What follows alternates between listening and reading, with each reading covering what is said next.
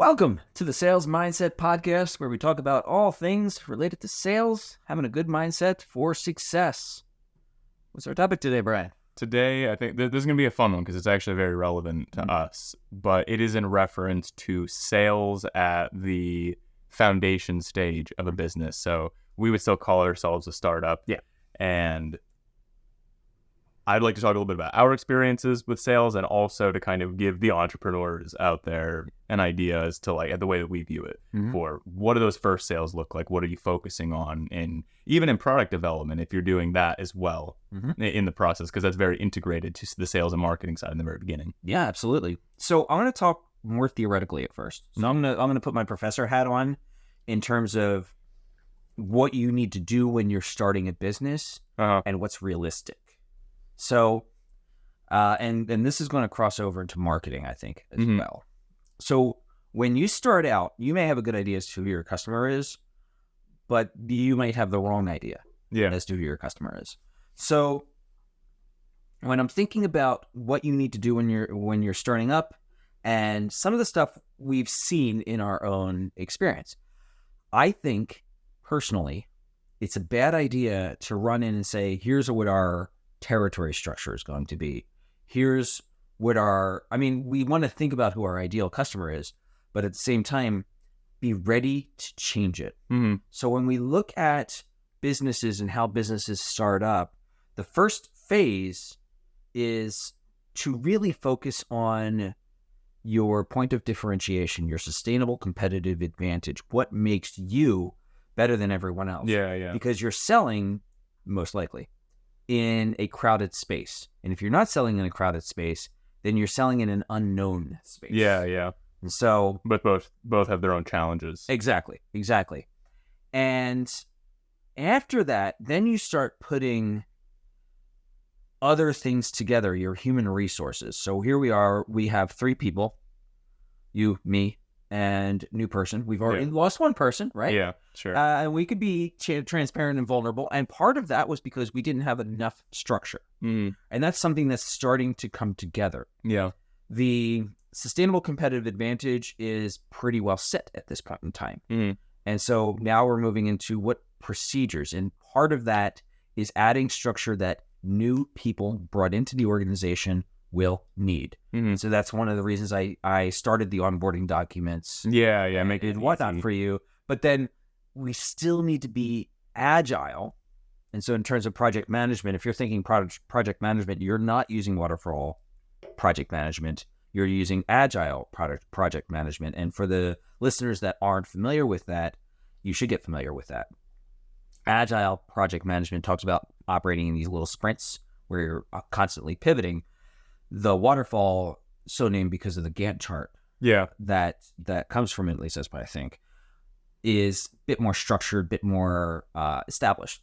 Think about the event that you did when you were a teaching assistant for me, Sales in the Swamp. Yeah. Sales in the Swamp was set up more agile. After 3 semesters of doing it, I sat down and created a project management document that's more waterfall because now everything's been established. Same basic concept with Canaz that I'm using, because if we went in with this idea and structure, we're too small for that. Yeah. We need to learn Be how able to to pivot in the market. Exactly. And so same thing with your sales. You may say, this is going to be my customer, and it not really be a good idea in the end, or you've ignored a complete opportunity in the market. And that's what we saw when I was discussing, I'm going to get too into our strategy, but that one inbound category, for example. So those are my initial thoughts on what you have to do. But as you grow, then you want to start thinking about how you're aligning your salespeople to their strengths. They may organically already gravitate towards that. And that, I think, is helpful to allow, right? You come in with an open market, no specific territories. And you say, okay, let's go within reason. You still identify, like for our business, we're not going after Fortune 500 companies. You're still going to qualify and you're going to have a process for that. Yeah. And there's still some customers who it just makes absolutely no sense for. But as you start to discover how customers are receptive to what you're doing within reason. So I try to ignore receptive customers within my network when I'm thinking about you guys, because the product isn't selling it, I'm selling it. Yeah. If that makes sense. And that's being more about, buying this. They've bought the salesperson, but they don't always necessarily buy the product after a little while. Yeah. I guess to pivot from the more theoretical stuff, the more specific stuff is something that I've been putting a lot of thought into, talking with the new person as well as reaching out to my own contacts and trying to set it up. There's kind of a few different concepts that I've been trying to keep in mind. So one is very strategically lining up some of the first relationships where they're not make or break by any means, but I think that you can make very powerful relationships out of the gate that are exceptionally powerful in the beginning. And I call them referral hubs. Okay. And I think that they're always valuable.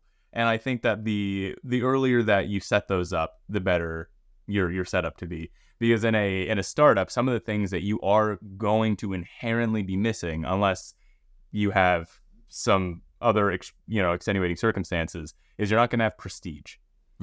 You're going to have to build trust from the ground. You're going to have to build credibility from the ground. These are things that when you're doing these sales, you might not have the same proof sources that you'll have when you're more established. The testimonials that you'll have won't be necessarily from a client that's similar to them when you're making those connections. So the way that I like to do it, actually, a few years ago when I was in college, I'd written a blog on the 10 commandments of sales. And one of the people I was working at the advertising agency at the time. And I wrote it for our blog for that because I was kind of doing the sales team at that time. And one of the parents of one of my coworkers, they had commented on it, says, "Wow, really like the blog." And they were in software sales with that. I think it was Java. And he reached out to us to offer kind of not a TED talk, but a little Q&A, a little breakout session where he came in just for free and just sat down with us because I really wanted to talk to him as well. His name is Kelvin Choi. Love him. I'm going to use his name, we cite him. And he had said, he talked about the referral clients quite a bit. And he said one of the first things that you should lock down is a referenceable client, someone that you can point to for a testimonial, for prestige, for credibility to say, hey, we do work with this person. So in town, there's Relish, the fast food local chain. And that was one of our clients that we kind of use as a referenceable client. We did good work for them and we had a really good relationship with the owner. But everybody knows what Relish is in town. So going into a business, now it isn't just, I'm some random advertising agency that wants your services. It's, we have some prestige in the area. Like, oh, we actually do the work for Relish. Have you seen their social media? Like, I can show it to you. And that has infinitely more prestige than what just coming in for no reason is. So something that we were talking about just earlier this week, I don't want to go too much into strategy, but through my own personal network, there was a barter arrangement that we could set up that would be beneficial to them. So I believe from my own personal experience through my personal network that the services would be good for them, but also we'd be able to barter for their services, and which is effectively advertising. And it also gave me the idea to contact local reputable publications. So there's different lifestyle magazines or real estate digest, stuff like that, where they survive on ad revenue. They have their business really is, especially in print media, it's a little tenuous, and selling that ad space is really important. And it's kind of a complicated thing to sell. So there's a market these days. Yeah. There's a market for our services there. So it's making those connections and building those relationships. And, for where we're at, like Gainesville City Lifestyle Magazine, reaching out to them and starting to build a relation to say, we have this service that I think will help you out a lot, and we can cut the price down significantly or negotiate or barter in exchange for maybe having some placement in your paper. So the idea is that referenceable client, that first client, or at least maybe even the first couple, depending on the industry that you're in, should be really low at cost, or maybe even at a loss, or Well, we would call that a loss leader. Yeah, exactly. Yeah. Where the idea is not every sale, especially in the early stages, is about making profit. Mm-hmm. There's statistics on this. The average startup doesn't turn a profit for the first multiple years, right, for all of its shareholders or stakeholders that are operating within it. And I think that you can take that to your advantage, where instead of constantly trying to maximize your profit, what else can I do to make strategic relationships, these referenceable clients, these referral hubs, which I'll go into more, but I want to hear your thoughts on this so far. Yeah, so I have spoken about this before, not here on the blog, but my referral customer, I guess, for when I had initially started my business back in 2006 was the New Jersey State Police. Oh, really? Okay. Yeah, and that was a huge feather in my cap. Yeah. It wasn't a loss leader, but I could have very well thought of it as a loss leader if I needed to. So this was back when I was doing websites. I don't do websites anymore, obviously, if you look at our website. But the idea was that if I had these guys as a client, then yeah, it allowed me to create a cascade. Oh, New Jersey State Police are one of my clients. Oh, okay. Well, so you're the real deal. You're not just a salesperson contacting me out of the blue. So the idea is that if we're thinking loss leaders, that you find someone or some company that will create value for you, and yes, you would consider serving them at a loss, getting cutting into your commission, your profit margins, or more. I like the idea of the barter, because oftentimes barter, the value of what you're bartering for is much more palatable to whoever happens to be exchanging. Basically. And so that works very, very well, especially and for legal reasons. I got to say, you got to put your barter on your tax forms. Yeah. But you're still thinking more value than what the retail would have been. Yeah. And that's one of those things that's really important, and it's very common, that I don't think gets enough attention. You'll look at a law firm. They take a certain amount of pro bono work. Mm-hmm. Some of it's for, if you were to boil it down exclusively to business, of course, I'm sure the partners or certain associates, they have they genuinely want to be doing good. Mm-hmm. But if you also look at it from a corporate positioning, a lot of times these pro bono cases are going to be taken on for their image, or so there can be a press release about it, or they're a really big client and they're offering a pro bono job to almost demonstrate their capability to taking on new business. Yeah. Or you'll get the same thing with a real estate agent. Like, it's something that's very common in my field as well, like the professional fields, where you'll take on a new investor and here and there you'll do something pro bono to maintain your relationship, where something comes up, it's a real quick thing. It's like, oh, don't worry about it. Like, I'll help you out with that. Mm-hmm. And it's one of those things where it's, I guess, quid pro quo in the long run, where I do something for you, you do something for me. But in those early stages, forming those strategic partnerships, talked about referenceable clients, but also I like to think a lot about referral hubs, like what I was talking about a second ago, where you're building a relationship early on that will pay dividends to help lead you to other relationships. So you're talking word of mouth. Word of mouth, yeah. But there are some business, or if you're talking B2B sales, some businesses or some potential clients that just have more word of mouth value than others. And that's just, the reality to it. No, absolutely. Where if you're reaching out to maybe your own personal network, and for me as a realtor, one of the first things that you learn is make a list of your entire sphere of influence, like the different spheres, the people that are closest to you, that maybe one rung out, and then people that you just worked with before, and let them know you're a realtor. As simple as that. And I think that there's a bit of a line to walk between using and abusing your personal network. But the idea is, the more people that you tell that are a realtor, they'll also tell their friends. Mm-hmm.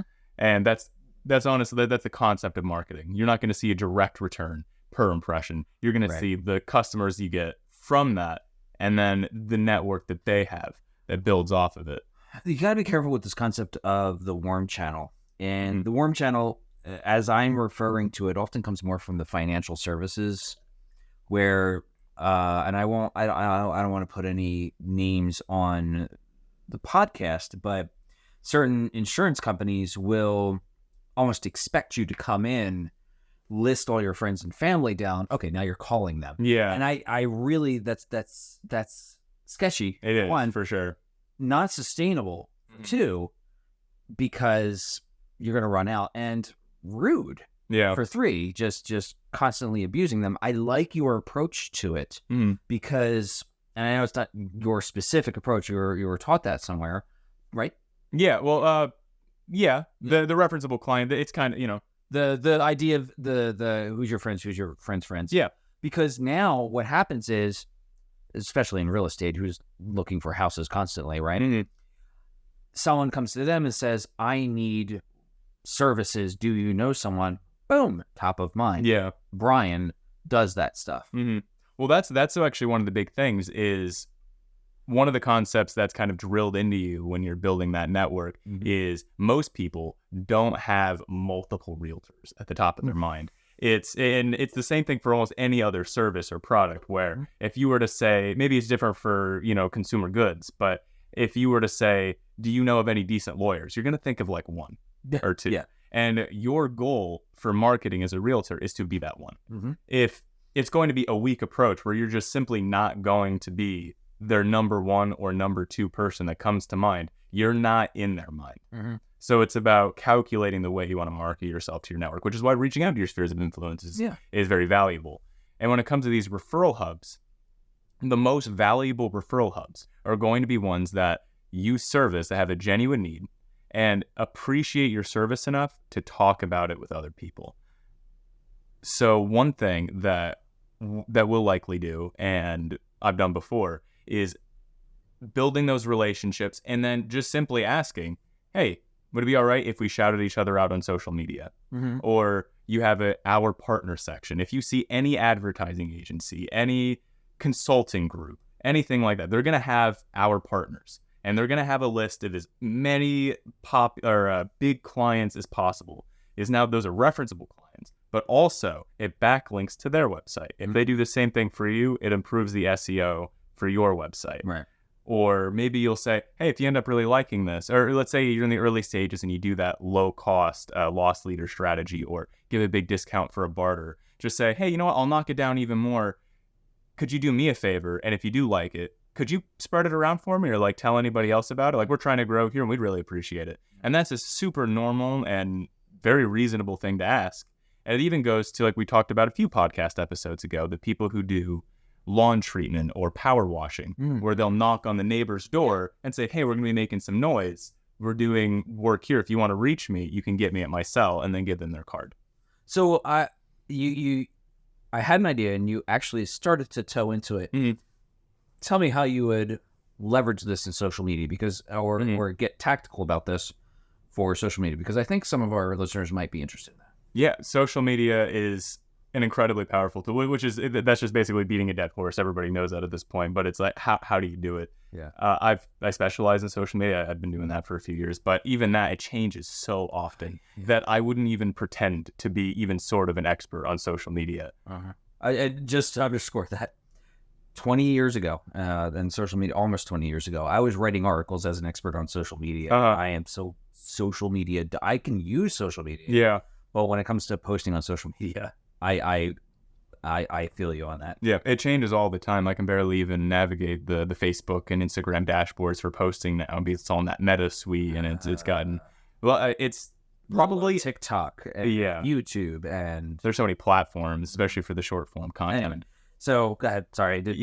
What were we talking about? Oh yeah, the leveraging that on social media. So I want to start with an example. So my girlfriend, she just started a farmer's market here in town. And there's a couple levels to the sales process to starting an event like this, because you need to get vendors to come in, and you also need to get people to come in. So using social media, the way that she's done this very well, leveraged it, is posting about the event, boosting it on social media, targeting it to the right age range, using the advertising tools that are on board, getting college age students primarily, it's a college town, but then also reaching out, just crank calling, not actually crank calling, but vendors. I'm leaving that in. Yeah. But you know what I mean? Like calling vendors and saying, hey, we have this farmer's market. I know that you do stuff like that. Would you like to be a part of it? And offering a free entry for them for the first month, building those relationships, and then also asking them to post it on their social media. I hope she reached out to Wildman Foods. I won't go into the whole thing. He is very much responsible for making the whole thing happen. He's a good guy. Yeah, if you're ever in Gainesville and you see that food truck, enjoy, and you're not vegan or vegetarian, enjoy. Yeah, it is not a good place for the vegetarians of the world, but it's great food. Yeah. But that's what she did. And it's been really effective.